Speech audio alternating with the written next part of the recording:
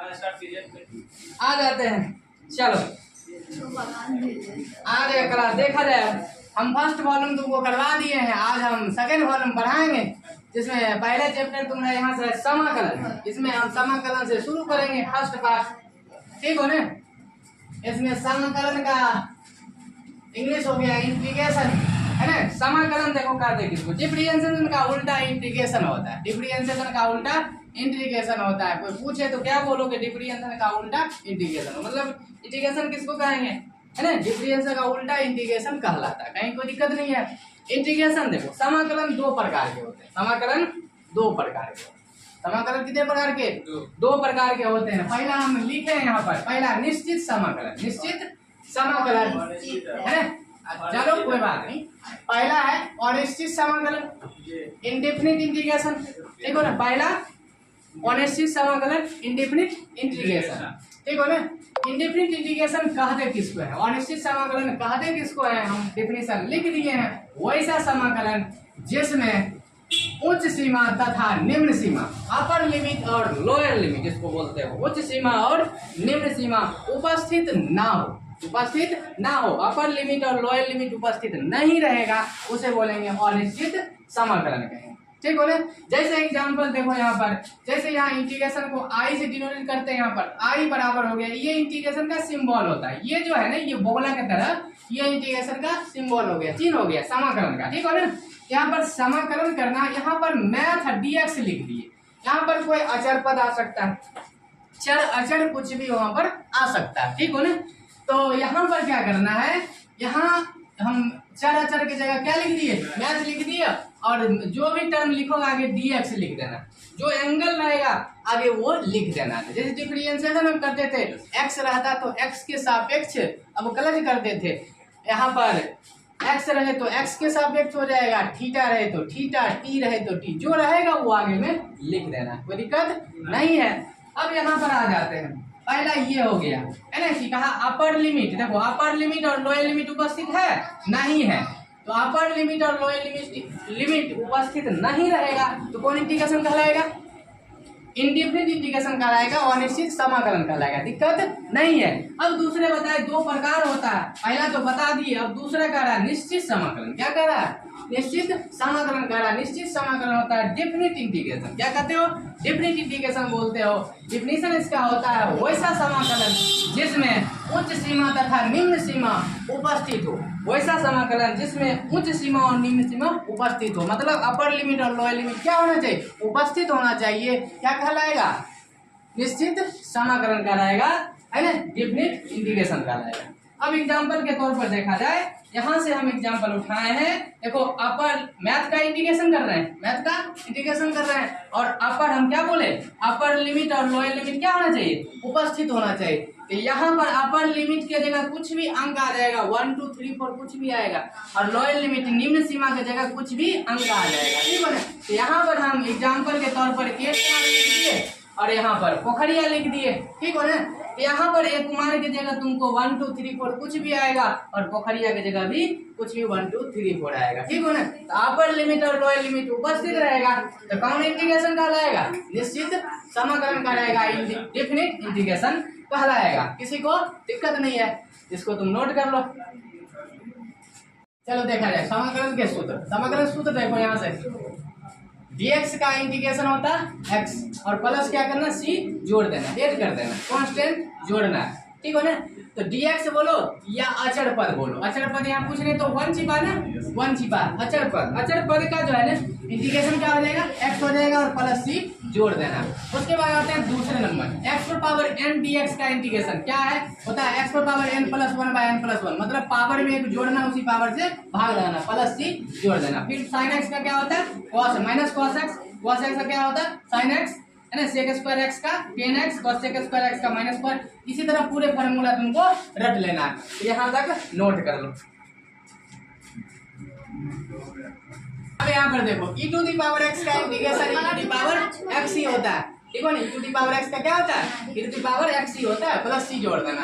1 by x का integration log x plus c होता है। अब यहाँ a to the power x का होता है a to the power x upon log a plus c। यहाँ पर देखो लॉग ए, यहाँ पर बेस में ई दे सकते हो, दो या नहीं दो कोई दिक्कत नहीं है, यहाँ नहीं भी दो या दो चलेगा, ठीक हो ना। तो यहाँ पर देखना, और एक बात और थोड़ा हम बात बता देते हैं, ठीक हो ना।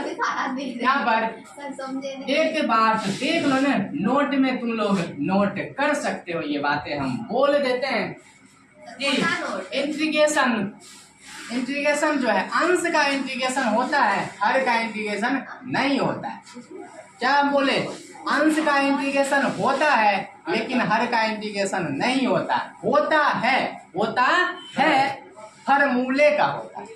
देखो यहाँ पर फिर से रिपीट कर रहे हैं कि हम बोले अंश का इंटीग्रेशन होता है ना, हर का इंटीग्रेशन नहीं होता है, होता है, हर का होता है, फॉर्मूले का होता है, ठीक हो ना, फॉर्मूले का होता है। जरा गौर करो, यहाँ पर देख लो, यहाँ पर देख लो, फिर से बात है, यहाँ पर समझा करो बात, ये सब जरूरी है, बेसिक जरूरी है ना, बच्चे को जरूरी है।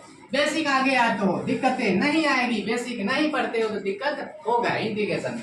तो हम बोले क्या कि अंश का इंटीग्रेशन करना, अंश का, हर का इंटीग्रेशन नहीं होता है लेकिन यहाँ पर होगा। हम क्या बोले, अभी हम रिपीट किए थे, है ना, कि अंश का इंटीग्रेशन होता है, हर का नहीं होता है लेकिन होता है, हर का होता है लेकिन फॉर्मूले का, देखो फॉर्मूला हर है ना, 1/x का इंटीग्रेशन log x होता है, मतलब करने का अर्थ पावर एक रहेगा ना, पावर एक, नीचे में पावर एक रहेगा तो उसका इंटीग्रेशन हम कर देंगे 1/x का log x। एक से ज्यादा पावर हो या फिर एक से कम पावर हो, एक से ज्यादा पावर, जैसे यहाँ पर देख लो, एक से ज्यादा पावर हो इसका इंटीग्रेशन नहीं कर सकते हो, एक से पावर 2 हो, 3 हो, 4 हो, कुछ भी पावर हो उसका इंटीग्रेशन नहीं होगा, ठीक हो ना। और पावर कम होगा तो भी इंटीग्रेशन नहीं होगा, है ना। पावर एक रहेगा ना तो इंटीग्रेशन होगा, क्यों, फॉर्मूले पर सेट हो जाएगा, ठीक हो ना। 1/x का इंटीग्रेशन हो जाता है log x हो जाता है, ठीक हो ना, दिक्कत नहीं है। याद रखना इंटीग्रेशन किसका होगा, अंश का होगा, हर का नहीं होगा, हर का होगा, फॉर्मूले का होगा, ठीक हो ना। याद हो गया बच्चे को, ठीक हो ना, दिक्कत नहीं है। तो इसमें बेसिक यही था, इससे ज्यादा बेसिक है नहीं इसमें। अब आते हैं चैप्टर पर, डायरेक्ट हम चैप्टर स्टार्ट करते हैं, एक्सरसाइज 7.1, ठीक हो ना। बेसिक हम बता दिए हैं, बच्चे सब समझ गए हो, इसको हम रब करना थोड़ा। अब आते हैं यहाँ पर, इसको नोट में लिखा दीजिए, एक्सरसाइज पर। एक्सरसाइज क्या करता है, कलर इंटीग्रेशन करना है, एक्सरसाइज यहाँ पर लिख देते हैं 7.1 का।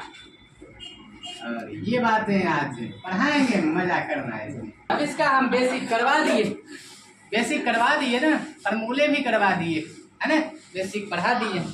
अब आते हैं एक्सरसाइज पर 7.1 का, है ना। इसमें 5 क्वेश्चन आज हम करवा दे रहे हैं, ठीक है ना, 5 क्वेश्चन करवा रहे हैं। यहाँ पर देखना है, कहा कि निम्नलिखित फलनों के प्रति अवकलज बोलो या समाकलन, बात एक ही है ना, समाकलन निरीक्षण विधि द्वारा ज्ञात कीजिए, निरीक्षण विधि द्वारा ज्ञात करना है, ध्यान देना है। तो पहला क्वेश्चन 1 का है sin 2x का करा समाकलन कीजिए। तो समाकलन करोगे तो सबसे पहले क्या करना, फर्स्ट नंबर को अगर हम सॉल्व कर रहे हैं यहाँ पर, तो i बराबर करके लिखना है, i बराबर करके लिख लेना, ठीक हो ना। और इंटीग्रेशन का सिंबल लेना है ना, बगले वाला जो लाइन है ना, ये लाइन हमेशा दिया गया, ठीक है ना। और यहाँ से जिसका तुम इंटीग्रेशन करोगे उस बातें को यहाँ लिख देना और dx जरूर लगाना, आगे dx लगाना, ठीक हो ना, दिक्कत नहीं है। अब यहाँ पर देखना है, यहाँ पर देखो, यहाँ पर आ जाओ कि साइन, अब तुमको फार्मूला हम पहले करवाए थे, साइन x dx, है ना, साइन x का इंटीग्रेशन हम करवाए थे, माइनस cos x होता है प्लस c होता है, ये फार्मूले हम लिखवाए थे, फार्मूले लिखवाए थे। चलो, तो पहला क्वेश्चन कर रहा साइन 2x का इंटीग्रेशन करना है। तो इंटीग्रेशन जिसका करेंगे तो i बराबर करके सिंबल दे करके इंटीग्रेशन का और लिख देना और dx लगाना। तो यहाँ पर पहला फार्मूला हम लिखाए थे, साइन x का इंटीग्रेशन क्या होता था, माइनस cos x। तो यहाँ पर देखो साइन, इस पूरे को x मान लेना है, ठीक हो ना, इस पूरे को x मान लेना है, 2x को x माने, ठीक हो ना। तो साइन x का इंटीग्रेशन हो जाएगा माइनस cos x। अब यहाँ पर देखना है x का गुणांक, एक्स का गुणांक उसका देखना है, कोफिशिएंट देखना है, गुणांक देखना है। तो एक्स का गुणांक देखो यहाँ पर क्या है 2x। तो x का जो गुणांक रहेगा ना उससे यहाँ पर क्या करना, भाग दे देना है। क्या करना है, भाग देना है। x का गुणांक क्या है 2 है, जो भी गुणांक रहे उससे क्या करना है, भाग दे देना है। ठीक हो ना। अब प्लस c जोड़ देंगे, प्लस c जोड़ देंगे, ऐड कर देंगे, दिक्कत नहीं है ना।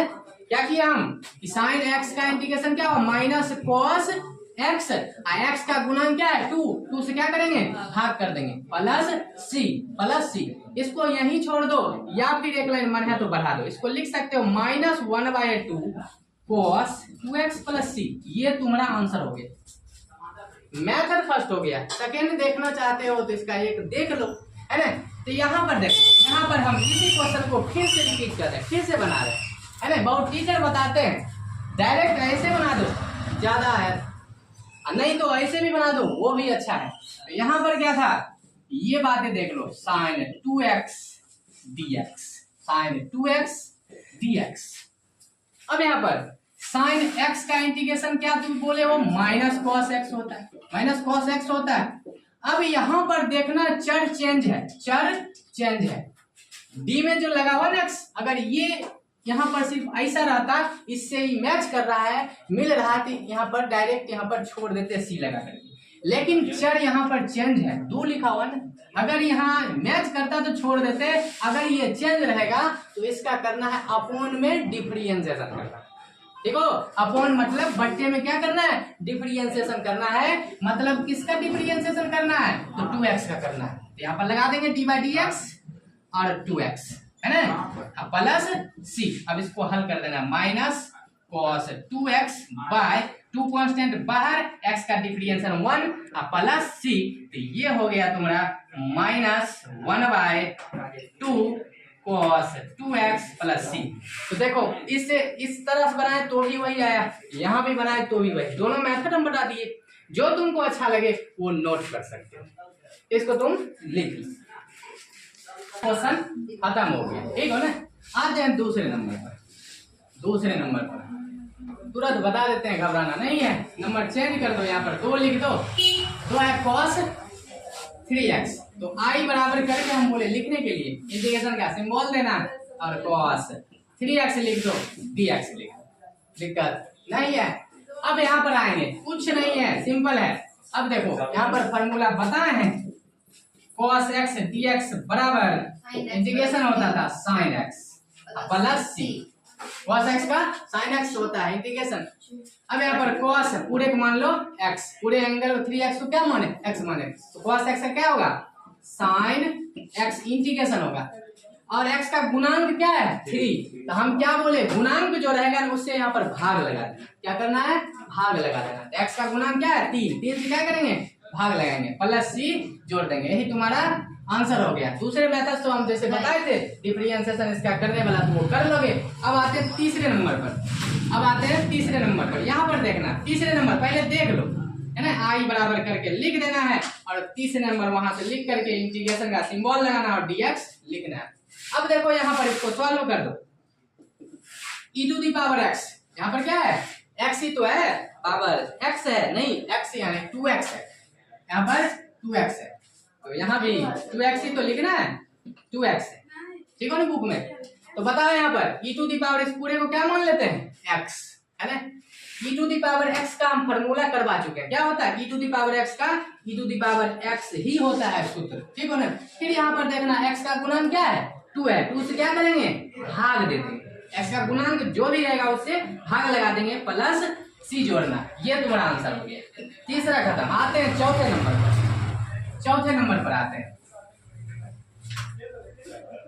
अब यहाँ पर चौथे नंबर क्वेश्चन देखो, 4 नंबर, 4 कह रहा है इंटीग्रेशन का सिंबल लगा देते हैं, i बराबर ax प्लस b का होल स्क्वायर dx।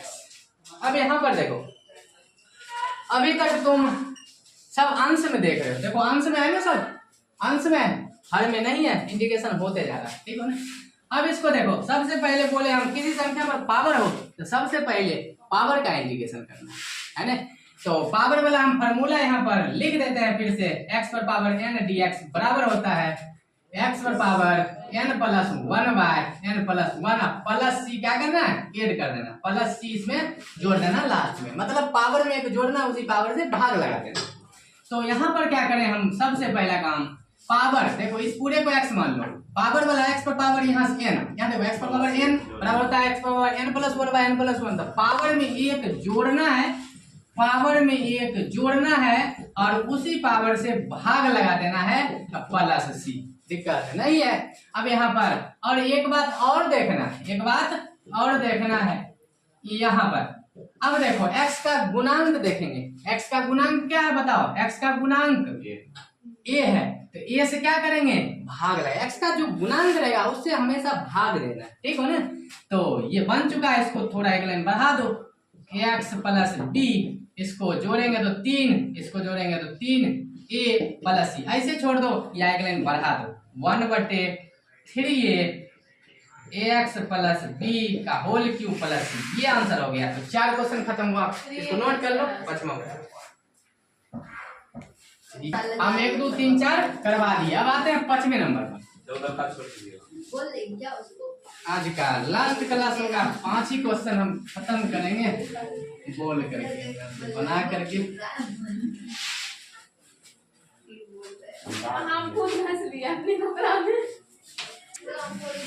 चलो 5वां नंबर लास्ट क्वेश्चन आज का करवा देते हैं, इस चैप्टर का आज लास्ट क्वेश्चन 5वां नंबर हम करवा के छोड़ेंगे। आई बराबर इंटीग्रेशन का सिंबल देना, समाकलन का sine 2x minus 4 e to the power 3x dx। अब यहाँ पर देखना है कि दो अलग अलग फंक्शन है, दो अलग अलग फंक्शन है, तो दोनों में क्या करना, अलग अलग इंटीग्रेशन का सिंबल लगा करके अलग अलग इंटीग्रेशन करना, ठीक हो ना, अलग अलग इंटीग्रेशन करना है। यहाँ पर देखना है, इसका हम अलग इंटीग्रेशन कर देते हैं, अब dx लगाएंगे, ठीक हो ना। अब माइनस है तो माइनस, अब 4 देखो कांस्टेंट है ना, इसको बाहर कर दिए, यहाँ पर इंटीग्रेशन का सिंबल लगाए e to the power 3x dx। अब दोनों को अलग अलग इंटीग्रेशन यहाँ पर कर देंगे। यहाँ पर देखो साइन है, पूरे मान लो x, ये तो पहला क्वेश्चन यही था ना, तो साइन x का इंटीग्रेशन हो जाता है माइनस cos x, और x का गुणांक क्या है 2 से क्या करेंगे, भाग लगाएंगे, माइनस है तो माइनस। अब देखो यहाँ से 4 है तो 4 e to the power x, इसको क्या मानो x मान लो, e to the power x का क्या होता है, e to the power x होता है इंटीग्रेशन, ठीक हो। x का गुणांक क्या है 3 से क्या करेंगे, भाग दे देंगे, ठीक हो ना। अब प्लस हम बोलेंगे x का गुणांक जो है उससे हमेशा भाग देना, भाग लगाना है।